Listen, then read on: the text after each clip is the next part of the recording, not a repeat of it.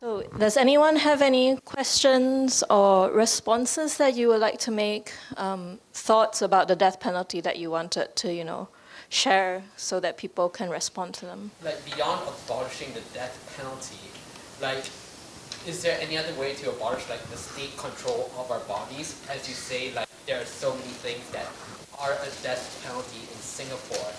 How much more can we do using this theory of abolition beyond just the death penalty? Yeah.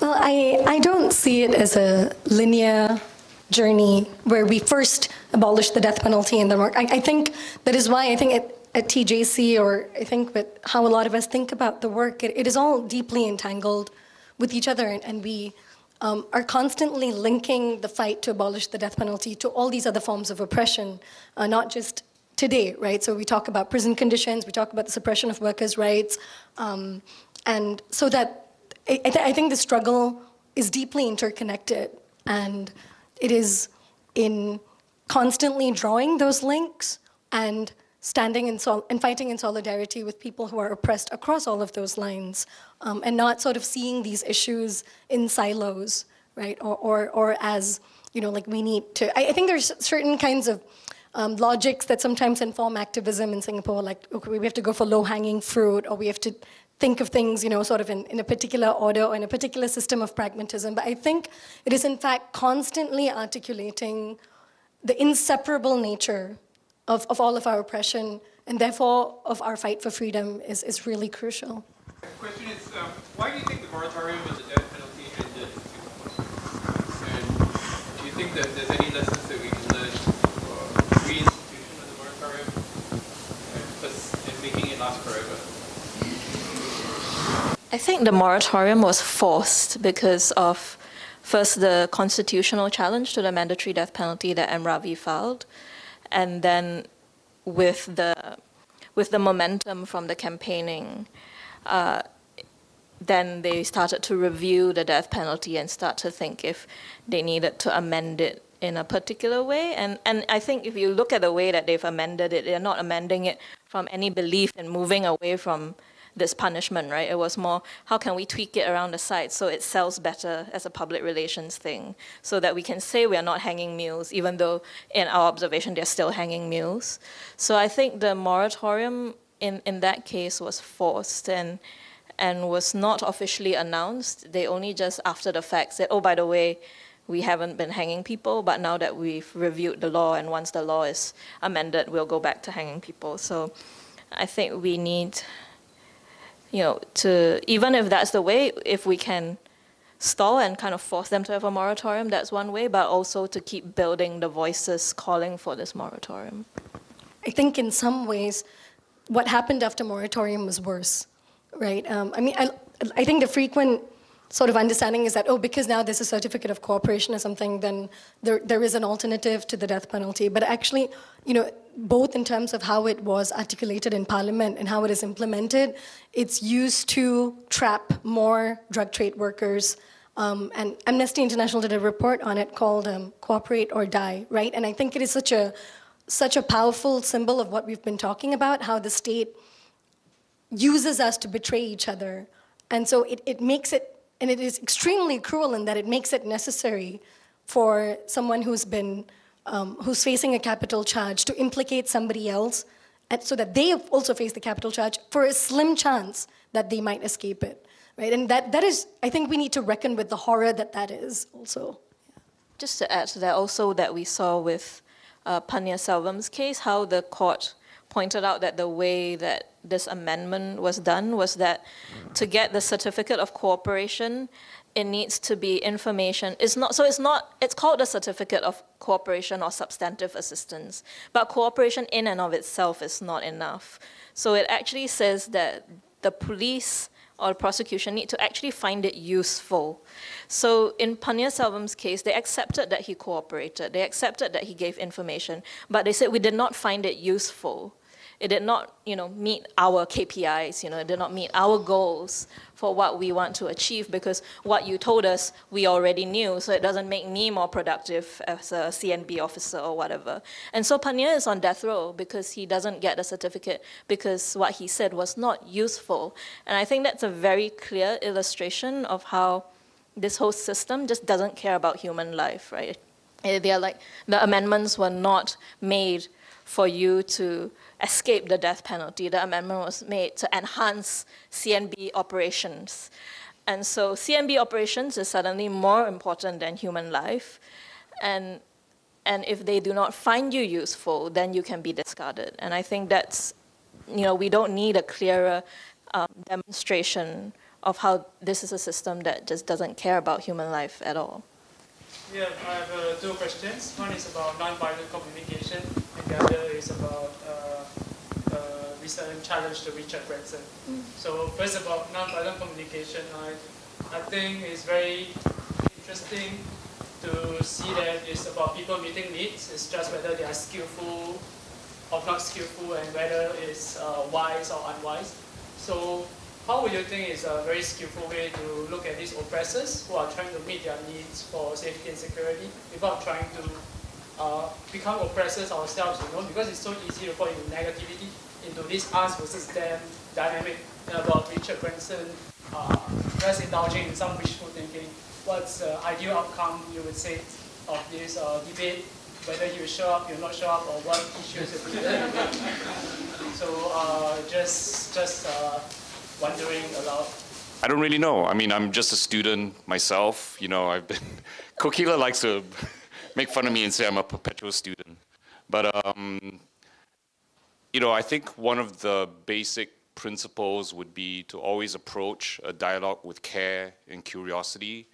And Marshall Rosenberg was, he believed that we shouldn't make enemy images of each other. So as much as the person you're talking to, you may really disagree with their views, but really try not to, fix them as the enemy, but to see them as human beings who are just meeting their own needs as well. So, I mean, it's hard for me to predict how a conversation might go. I mean, it would be nice if there were people here with opposing views and we could actually practice that. But that's completely unpredictable and it probably won't go well. But a lot of it is just like we're all made of layers of defenses and protection, and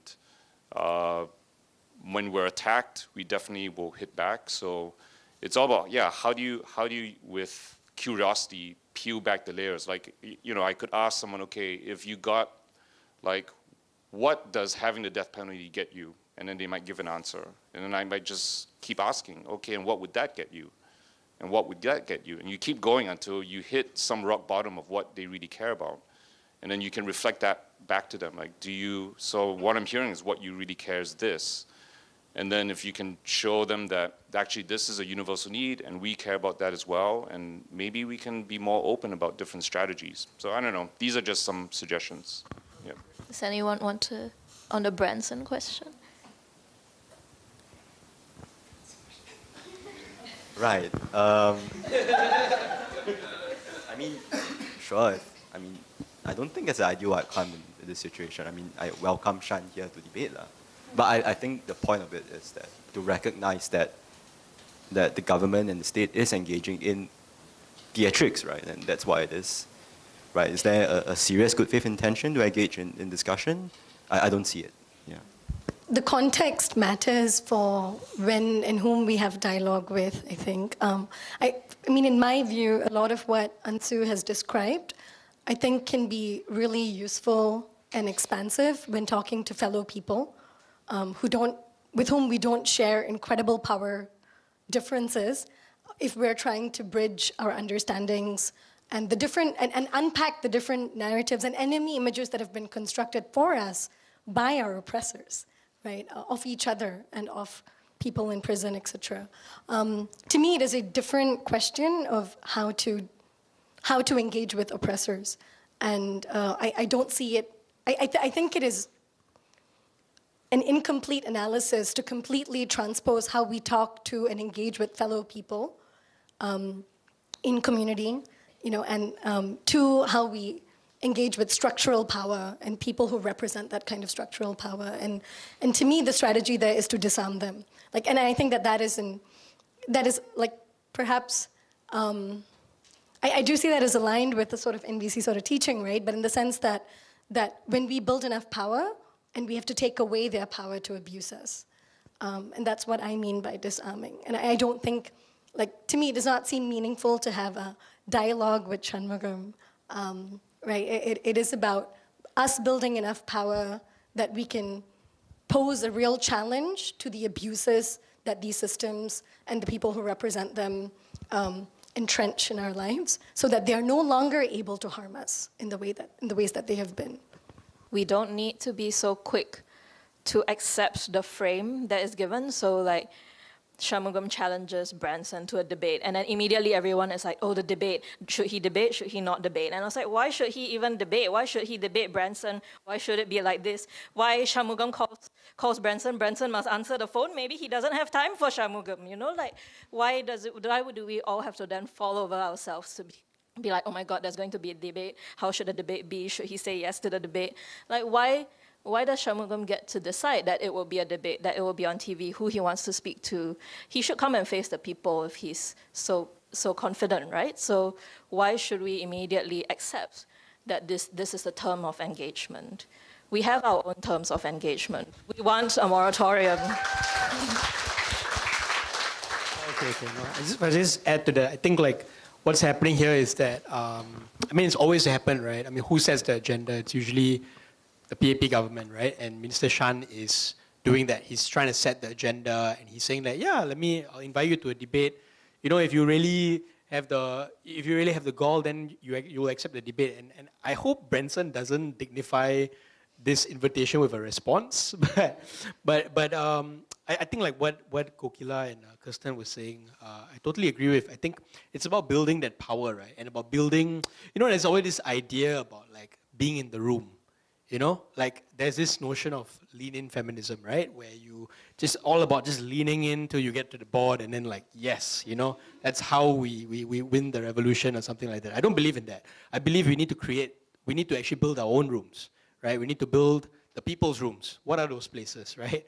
And maybe it means reclaiming certain spaces that have been taken away from us, right? So many community spaces and so on. So I would suggest that the best outcome would be to invite someone like Minister Shan or anybody who's an oppressor to the people, right? Where the people's space is. Come, join us, join this kampong meeting or whatever, and then are you ready to face the people? Because you're supposed to be a servant of the people. We're not supposed to be serving the elites. We've got it wrong already. Yeah, I think what Kumar points out is right. It's we are so starved of discourse and discussion amongst our own communities that the moment we hear, oh, Shanmugam wants to debate someone, then we all jump. They must meet the people on the people's terms. So the first question is I've been trying, I think the past, a few months ago when they were sharing around the petition, right, for the moratorium. So I was sharing this to my own youth group of Buddhists, because one of the key tenets of Buddhism is no killing, no violence, no physical harm to any other living creature. So it's a very extremely pacifistic kind of philosophy. So I thought that other people in my youth group would be more than willing to sign the petition, but instead I hear a lot of opposition. I hear people say, why are you dragging such a difficult, such a dark topic into our group? It's making a lot of people uncomfortable. Or people saying oh, you're just too emotional over this. Actually, I'm not emotional. I was giving a lot of reasons with evidence and all that why the death penalty is not effective. And there are people saying, okay, but what about drug addicts?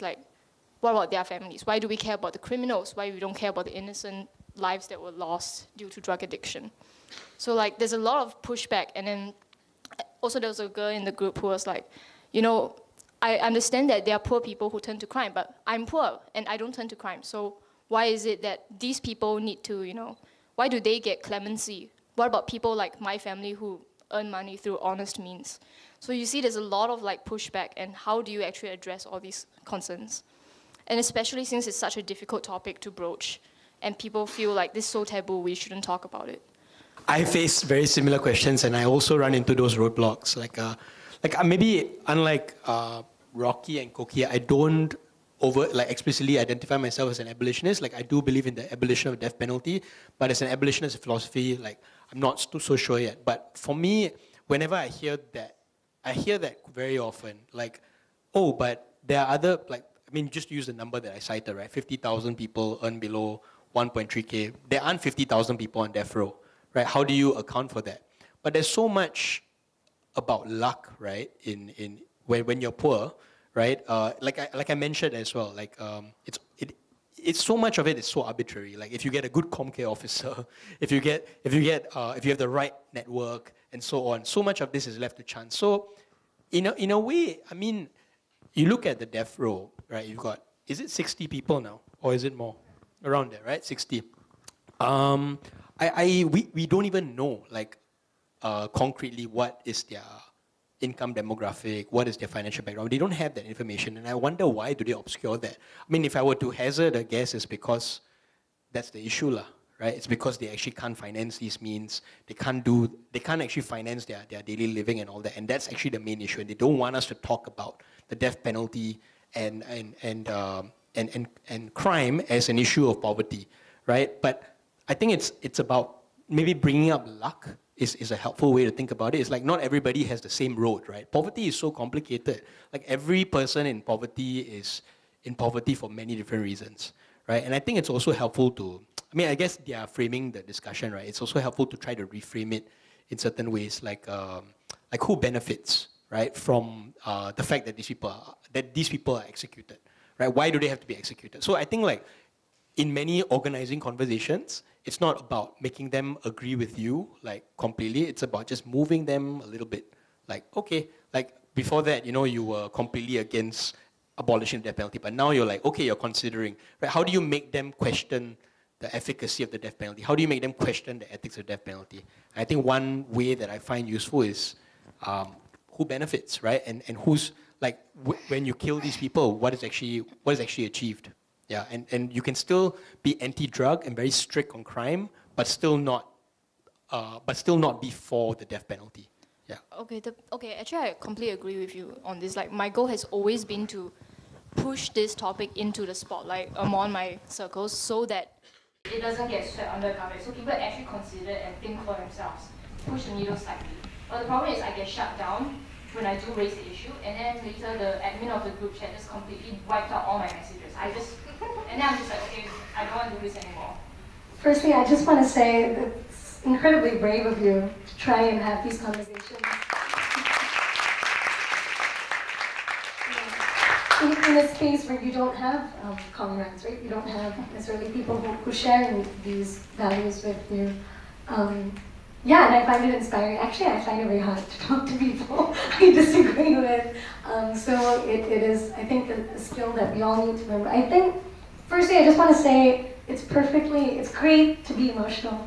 And I think you don't have to feel like that you have to use data and statistics and facts, and that's the only way. And I think that's something to put back to people, right? If they're saying you're being emotional, what's wrong with feeling? Shouldn't we feel when people's lives are taken? Shouldn't we feel when people are caged? Why should these things not make us feel, right? And why are we so uncomfortable with emotion? And I think also, perhaps, something that I found helpful is talking to people about, the difference between crime and what is right?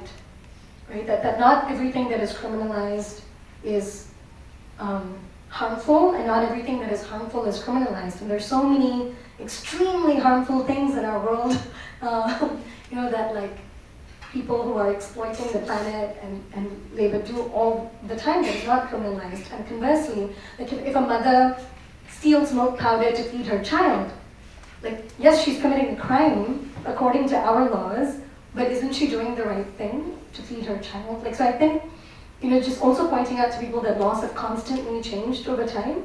There was a time when drugs were considered a profitable business and socially acceptable here. And it was over time when it was then decided that it was making workers more troublesome and not productive economic digits, in Gochok Tong's words, that more severe penalties were introduced. So I think sometimes just having conversations about, like if we put aside the law and we just started from what we think is right and what kind of society we want to live in, what kind of communities we want, what it really means to them to live in peace, right? And whether peace is meaningful without freedom for everyone, right? Like there's the kind of peace that comes from oppression and cruelty, because then all the problems are hidden away. There's no like people on the streets that you can see they're homeless, but because homeless people are arrested and jailed. Is that the kind of peace we want? I guess is also something to think about. Hi, just want to thank you all for organizing this. At least it's nice to be in this same room with everyone whom I believe like feels the same way, at least about one topic. Yeah, but I just want to say that personally, I'm sick of the death penalty, and I'm sure like so many of us are sick of the death penalty as well. So I'm just going to ask like a really direct question. What do you think it takes to actually get rid of the death penalty in Singapore? Is it a pure numbers game? Is it a question of changing mass sentiments? Do you think it's a question of a regime change? And if a regime change were to happen, will it actually change anything, given how the idea of reward and punishment is so deeply ingrained in the Singaporean physiological way of being, actually? And is it a matter of just the old guards dying out? I don't know, like, yeah, sorry, just want to get to some like real talk here. So, thank you. I think actually the public opinion on, we talk about masses and public opinion, right? Because that's what's been cited quite a bit lately. It's a bit misleading actually, because there was a research by Black Dot, not Black Box, different. Black Dot is actually it leans very closely to the state. So I was very surprised to find that they released a statistic to show 49% of people, only 49% of people actually support the use of the death penalty on drug trafficking. So, I find that a very encouraging statistic. I think it's about like a reduction by almost half by 40% from 2018, right? Yeah. So I think that a viable way, it will take some time, but I think it has to be a mass movement. I think we need to really make the death penalty into a majoritarian issue. It's not a minority issue, right? Which is why I linked it to poverty, right? And I think that is a big link.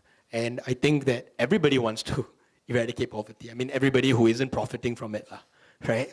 And that's the majority of us, right? And I think if we can all get behind that, then we will see the death penalty abolished.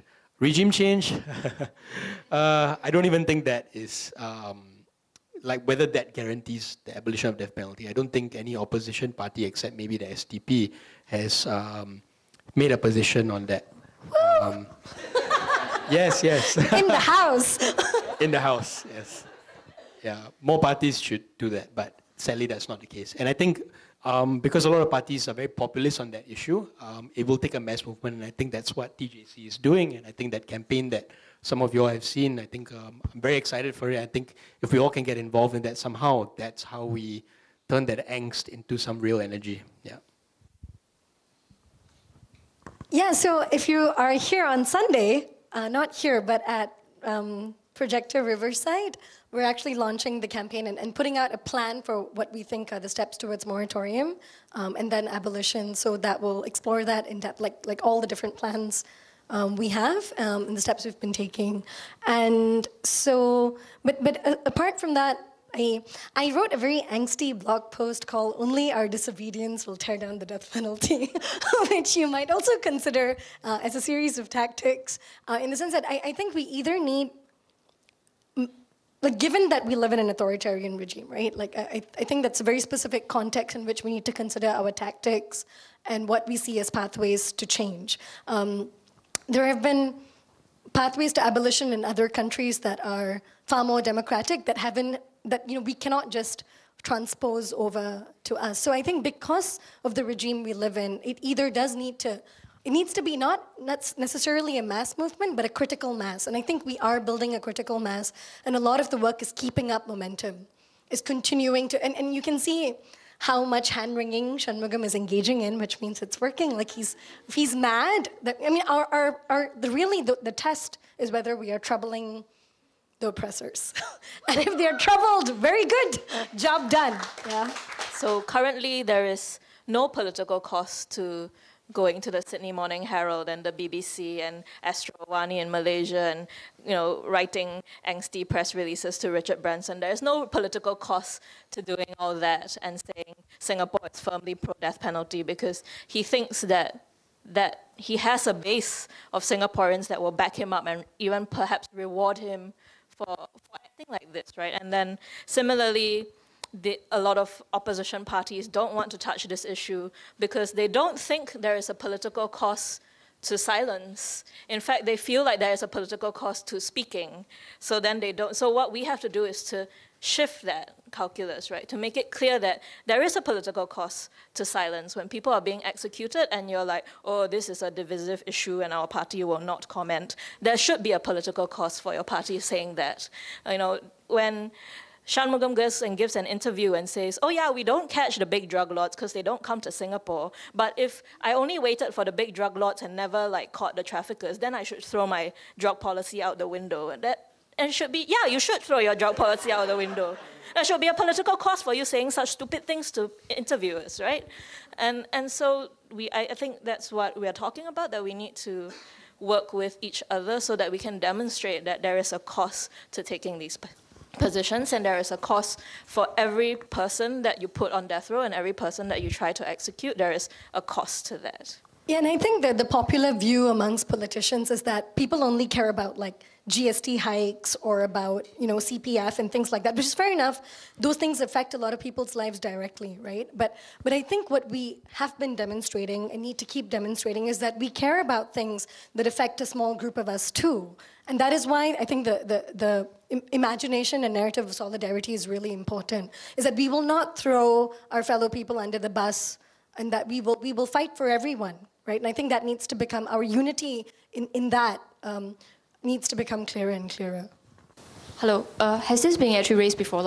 Because I remember I had a criminology professor, I took one module of criminology, and he told us about how there's a huge racial disparity among drug users and once they're caught, and also drug traffickers.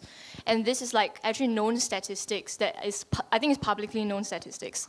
And the problem here is that, do you think that this could in fact be a more persuasive argument against the death penalty rather than, say, just focusing on class, how class affects? Yeah. Yeah, and we do talk about race a lot in the anti-death penalty campaign. But I think everyone finds different entry points, right? Different things move people to join the movement, so to speak, and to reconsider their views. And it is a long process whereby we're always trying to find different counter-narratives. And I think what we're up against is a state that controls so much of the narrative, like what Rocky was talking about. It controls the media, controls the education system, controls really so many of the ways in which people learn about life and the society they live in and what's what, right? So it is really also about doing everything we can to build up all the counter-narratives that we need, that people can find a connection to reconsider their, what we've all been taught for so long. Just to kind of segue to the next segment, I wanted to ask also Koki and Rocky, because we've been working with families and with prisoners to kind of talk about maybe one instance of something that a prisoner or a family member did or said that gave you more energy to move forward.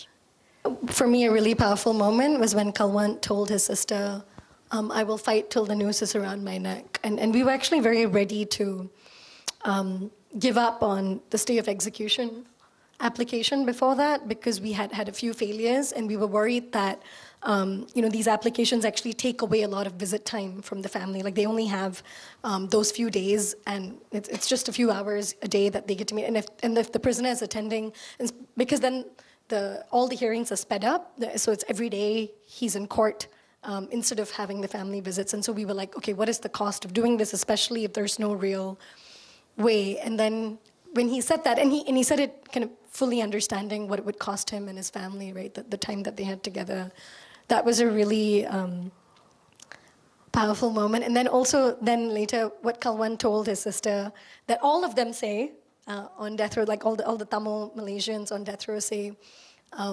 Pakadana Pora in the Kaliyoda Atitha, which is a Tamil film dialogue that is like, now you'll see the dance of Kali, which is like challenge to the system, challenge to the death penalty, that, we will, that the dance, that we are Kali in the sense that we are, kind of the gods of death, given that we're on death row, and whether, and they do talk a lot about like the afterlife too, and how that, they will be avenged, and that till they die, they will trouble the system, that they will fight, and that they will make life as difficult as they can for everybody who is determined to kill them and their brothers, right? So, yeah. I think in somewhat in retrospect also, like how, especially in the last few days, right, after notice is out and there's execution coming, how family and friends will go to extreme lengths to do anything possible to save their family and friends' life, right? I mean, meeting at 2 a.m., meeting at 3 a.m., early in the morning, what can we do next? Run to court, run to prison, come back, what can we do next? I think there's so much of that I mean, in that face of, that horror and the hopelessness, like so much stoicness and so much, no words for it. Yeah, no words for it. So I think it was Nagin's execution. So I had a text message from Jumai, who is the sister of a death row prisoner who was executed. Jabing was executed in 2016. So it's already been so many years. And then she texted me specifically on the day of, I think, Nagin's execution to say that, and like it must have been a very difficult day for her, but she texted to say, I'm texting because it must be a difficult day for you, because you have been this, like, I experienced it once, but you experience it with every family every time. And so she texted me just to say that, and she said, I just texted you because I want to let you know that the being there is enough. The being there is enough for the families. She said, because when it happened to me, I didn't know what to do or where to go, and so she described it as, it was like somebody was holding my hand and bringing me to these places, and we did what we had to do, and then I have peace for that, right? So she wanted to also convey that for a lot of the times we feel like we are not doing enough, but for a lot of the families, that is for that moment enough, and they see it as, this time and then next time the strength will continue from one family to another, because they all care about each other, right? Like Jumai is like 6 years, 7 years ago, and she's calling to ask about people who are on death row today. So they see themselves as all connected. Kalwan's sister was just like, everybody is my brother. I don't just have one Kalwan brother, everybody is my brother. So I think that sort of strength and that sort of solidarity that they display is something that we should all also have. Yeah. So I think that kind of segues to our next session after the break, where we will be reading letters and poems from the prisoners on death row, so that you can hear in their own words how they feel about the situation and what they feel about what we should be doing.